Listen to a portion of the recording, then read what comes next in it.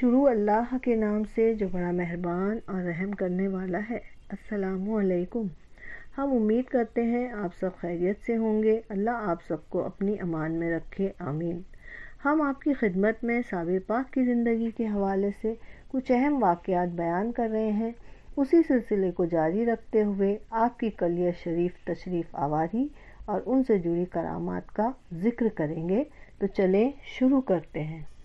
یہ بات مشہور ہے کہ حضرت مخدوم صابر پاک گلر کی پیڑ کی ایک ٹہنی پکڑ کر کھڑے ہو گئے تھے اور پھر آپ کو ایسا استغراق ہو گیا کہ آپ تقریباً 12 سال تک گلر کی وہ ٹہنی پکڑے کھڑے رہے۔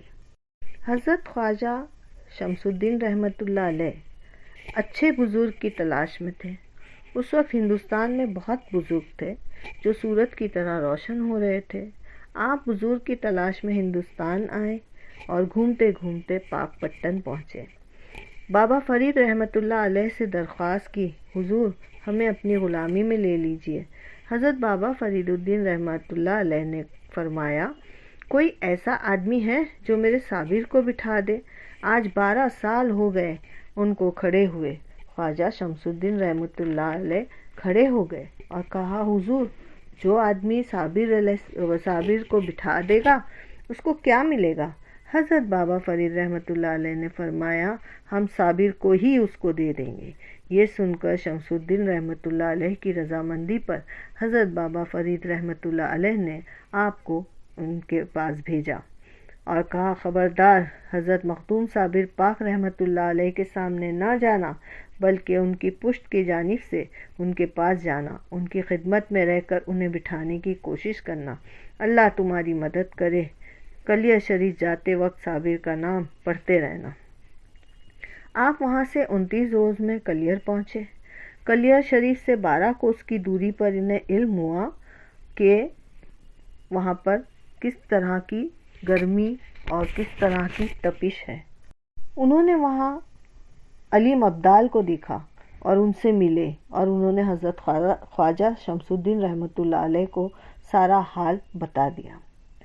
علیم ابدال انہیں ساتھ لے کر حضرت مخدوم صابر پاک کے پاس پہنچے۔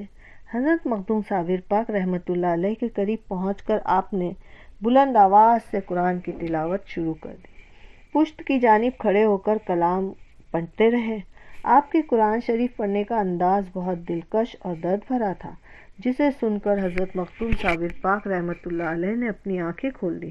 فرمایا، پشت کی جانب اللہ کا کلام پڑھنا ٹھیک نہیں ہے، سامنے آ کر پڑھو۔ شمس الدین رحمۃ اللہ علیہ کچھ آگے آ کر بائیں ہاتھ کے پاس کھڑے ہو گئے۔ قرآن شریف کی تلاوت کرتے رہے، پھر اچانک رک گئے۔ حضرت مخدوم صابر پاک رحمۃ اللہ علیہ نے فرمایا، رک کیوں گئے؟ شمس الدین رحمۃ اللہ علیہ نے کہا، اور پڑھو۔ اس پر خواجہ شمس الدین رحمۃ اللہ علیہ نے عرض کی، حضرت کھڑے کھڑے تھک گیا ہوں، اب کھڑے ہو کر پڑھنے کی ہمت نہیں ہے۔ یہ جواب سن کر آپ نے فرمایا، اچھا بیٹھ جاؤ، بیٹھ کر پڑھو۔ اس پر خواجہ شمس الدین رحمۃ اللہ علیہ نے جواب دیا، حضور ایسا کیسے ہو سکتا ہے کہ حضور کھڑے رہیں اور غلام بیٹھ جائے؟ اللہ کے کلام کو سننے کے شوق میں حضرت مخدوم صابر پاک نے بیٹھنے کا ارادہ کیا، لیکن بیٹھتے کیسے؟ ہاتھ پاؤں سون ہو گئے تھے۔ خواجہ شمس الدین نے سہارا دے کر اسی گلر کے تنے سے آپ کو بٹھایا، پھر قرآن شریف کی تلاوت شروع کر دی۔ اس کی کچھ دیر تک پھر شمس الدین رحمۃ اللہ علیہ پڑھتے پڑھتے رک گئے تو حضرت مخدوم صابر پاک نے پوچھا، اب پھر کیوں تلاوت بند کر دی؟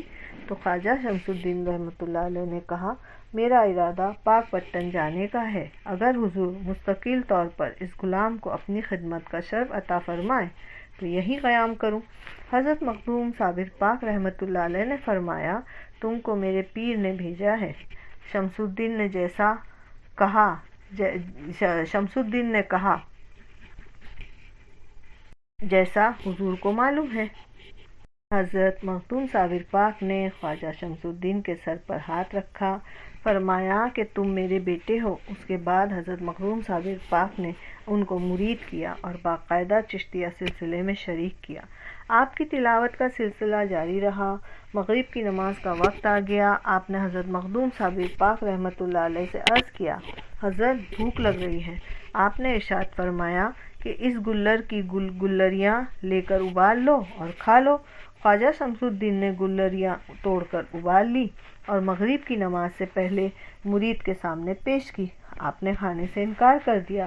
اس پر شمس الدین نے کہا، یہ کیسے ممکن ہے کہ حضور نہ کھائیں اور میں کھاؤں؟ تو حضرت مخدوم صابر پاک نے وہ گلریاں کھائی۔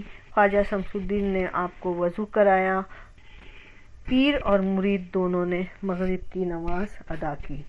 تو چلے آج کے لیے بس اتنا ہی۔ اگلی ویڈیو میں ہم دیکھیں گے کہ کس طرح سے خواجہ شمس الدین کو رحمۃ اللہ علیہ کو صابر پاک نے نصیحتیں کی اور کس طرح ان کی بینائی چلی گئی اور ہانڈی میں نمک کیوں ڈالا کرتے تھے۔